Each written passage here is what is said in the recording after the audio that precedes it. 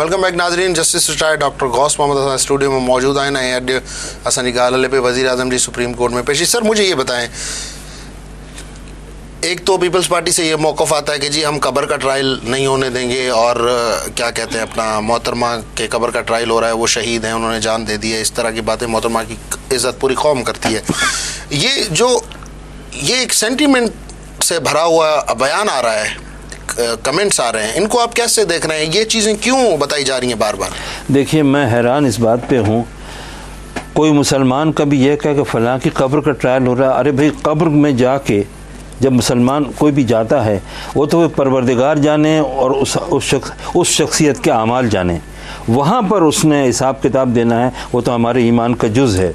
लेकिन ये कहना कि साहब यहाँ ट्रायल होगा कब्र का और बेनज़ीर साहब शहीद का, कोई सवाल ही पैदा नहीं था। केस तो आसिफ ज़रदारी और उनके एहलिया पे थे। मैं अर्ज़ कर रहा हूँ, देखिए वो केस अलग हो चुके थे, ये सदर साहब तो अपीयर ही नहीं हो रहे थे, ये इनके तो मेडिकल सर्टिफिकेट जा रहे थे कि साहब वो इस काबिल नहीं, उन्होंने अलग कर दिए थे केसेस। और उसके बाद ये सदर नहीं बने थे उस वक्त। नहीं, सदर नहीं, वो तो उस वक्त अमेरिका में बैठे हुए थे, सदर नहीं थे।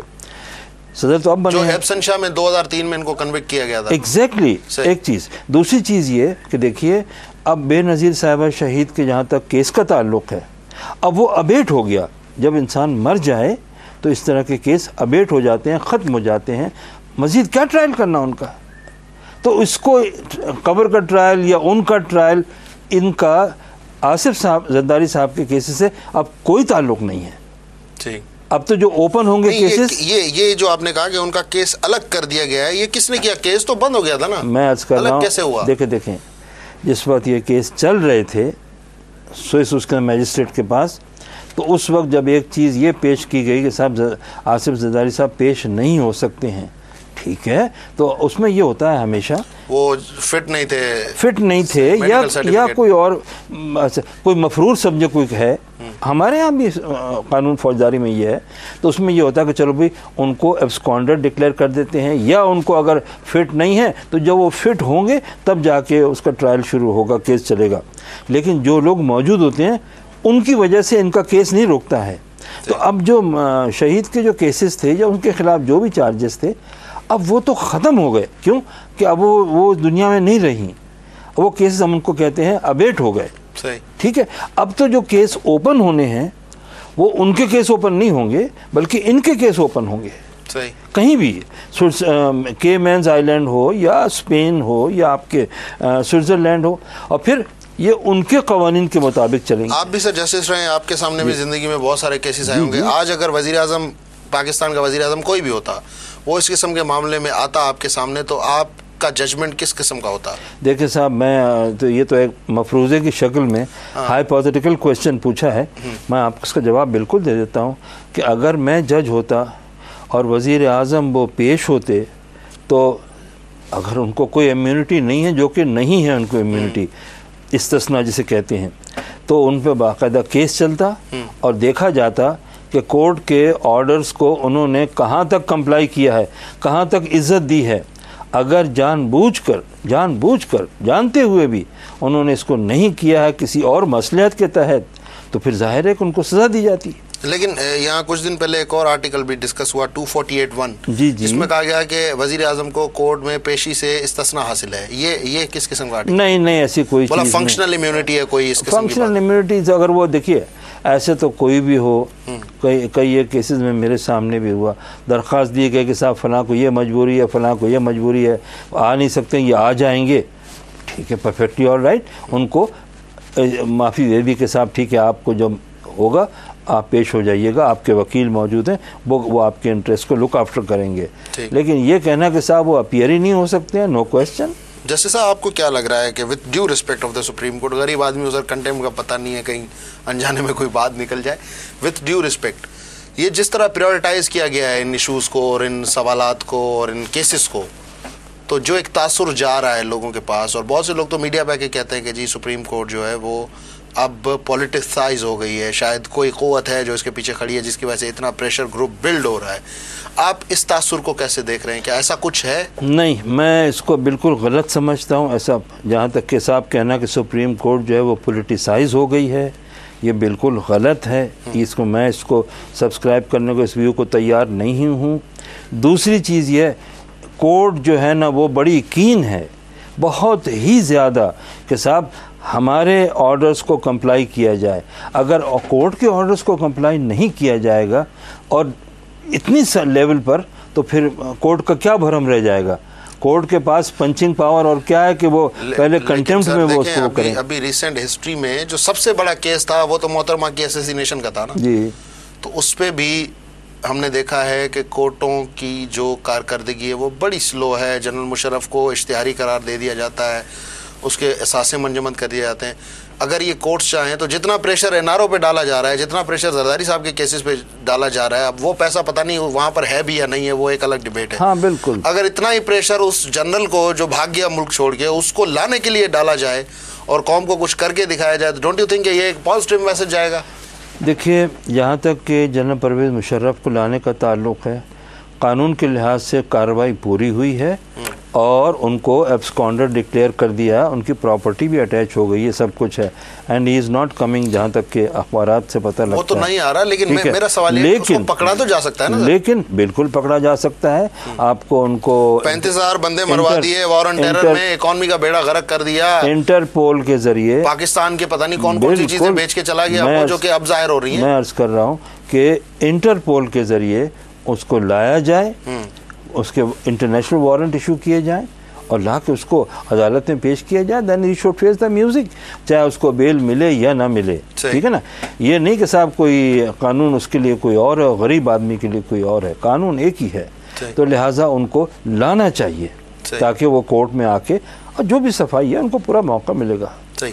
अच्छा सर, जब इस किस्म के केसेस आते हैं कि अब जैसे वज़ीर आज़म पेश हो रहे हैं, हत्ता कि वज़ीर आज़म के मातहत है लॉ मिनिस्ट्री जी, फॉर सपोज वज़ीर आज़म ने कहा भी जी comply with supreme court's orders, और लॉ मिनिस्ट्री एक समरी तैयार करके भेजती है, अपनी मजबूरियां बताती है, तो वज़ीर आज़म को मतलब इसमें कन्विक्ट करना will be the right option, या फिर दे शैल गो विद द चेन कि जी जो चेन है? मैं नहीं समझता, इसलिए कि देखिए लॉ मिनिस्ट्री जो है वो अपना तमाम एक ब्रीफ बना के भेजती है ऊपर, अल्टीमेट जिम्मेदारी जो है वो प्राइम मिनिस्टर की है, ही इज़ द चीफ, और उनके पास लॉ मिनिस्टर मौजूद हैं, पूरा अटॉर्नी जनरल मौजूद हैं, सब कुछ मौजूद है।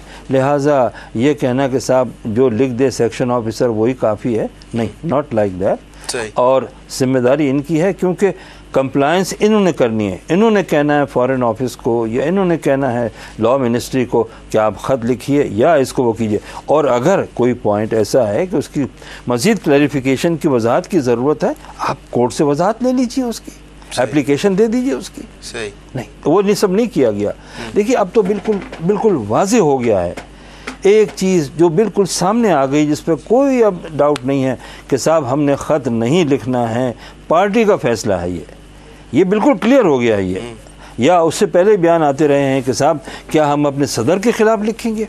अरे भाई, सदर के ख़िलाफ़ लिखें या कुछ लिखेंगे, ये बातें कोर्ट में कीजिए, आप जाके बाहर मीडिया में ना कीजिए इन बातों को, ताकि देखिए कोर्ट ने तो अपना ट्रैक। लेकिन सर खत तो फिर भी मुझे लिखता हुआ नज़र नहीं आ रहा ना, कि हम एक तरफ मुल्क को, मतलब विद ड्यू रिस्पेक्ट, मुझे नहीं पता कि वज़ीर आज़म सही हैं या फैसला अभी आएगा वज़ीर आज़म के कंटेम्प्ट केस के हवाले से, लेकिन दोनों सूरतों में डिस्टेबलाइज तो मुल्क होने जा रहा है ना। अगर वज़ीर आज़म आपके जेल चले जाते हैं या डिस्क्वालीफाई हो जाते हैं, तो नए वज़ीर आज़म लाओगे आप, वही सवाल आ रहे हैं बार बार के डिस्टेबलाइजेशन की तरफ जा रहे हैं ना हम। देखिए, बुनियादी सवाल ये है, कोर्ट का एक ऑर्डर है, कोर्ट कहती है हमारे ऑर्डर्स को आप कंप्लाई करें। सवाल ये कौन करेगा? एग्जीक्यूटिव करेगी ना, ठीक है, और एग्जीक्यूटिव नहीं करेगी तो हर इंस्टीट्यूशन, आइन के तहत हर इंस्टीट्यूशन मुल्क का कोर्ट की एड के लिए आएगा कि उसके ऑर्डर्स कंप्लाई, चाहे उसमें आर्मी भी शामिल हो। 248 का जब मामला आया तो वकला की राय डिवाइडेड थी, कुछ वकला ने कहा कि जी इम्यूनिटी है, कुछ ने कहा कि जी नहीं है इम्यूनिटी। लेकिन अब जो ये मामला कोर्ट में नहीं लेके जाया जा रहा, इट मीन्स के जो पार्टी इसमें है मुलविस, जो एनआरओ की बेनिफिशरी है, दैट इज आसिफ जरदारी, इसका मतलब कि उनको ये 100% श्योरिटी है कि they are going to withdraw immunity by the interpretation of the law, conflicting articles को बीच में लाके। देखिए, बात ये है कि इम्यूनिटी इस्तिस्ना जो है, इस पॉइंट को भी अगर आपने खुद कहना था और चाहते हैं ऐसा कि उस पर इतना ज़ोर हो, तो आप इसको अदालत में ले जाइए। अभी जब पेश हुआ है इस ये पहली पेशी पे और इस्तिस्ना की बात हुई है, आप उससे पीछे आप क्यों हट गए हैं? आप उसी को ही कहते कि साहब ट्रस्ट नहीं है ना, ट्रस्ट नहीं है। देखिए अगर इस तरह से हम बात इंसाफ की करते हैं, हाँ। आज़ाद अदलिया की करते हैं, लेकिन आपके वजीर आजम को ही ट्रस्ट नहीं है तो एक आम आदमी को क्या ट्रस्ट होगा? देखिए सर, ये बड़ी स्ट्रॉन्ग स्टेटमेंट है, विद ड्यू रिस्पेक्ट। बात ये है कि देखिए इंसाफ का अगर कॉन्सेप्ट ये है कि मेरे मिजाज के मुताबिक या जो मैं चाहता हूँ वो फैसला हो गया, तो कहने के वाह वाह साहब कितने दिलबर जज हैं, कितने अच्छे जज हैं। नहीं सर, मिजाज ये नहीं, देखिए मिजाज की बात नहीं है। जब कानून के मुताबिक जब जनरल मुशर्रफ को यहाँ से गार्ड ऑफ ऑनर देके रुखसत किया जा रहा था, तब भी तो 100 मोटो नोटिस आ सकता था ना। बिल्कुल, तब नहीं आया, तब नहीं आया। उसके बाद जितने भी वाकयात हुए उसमें कुछ के 100 मोटो नोटिस लिए गए, वो केसेस 2-2 साल से बंद पड़े हैं, उनके ऊपर कोई डेट फिक्स नहीं हो रही है।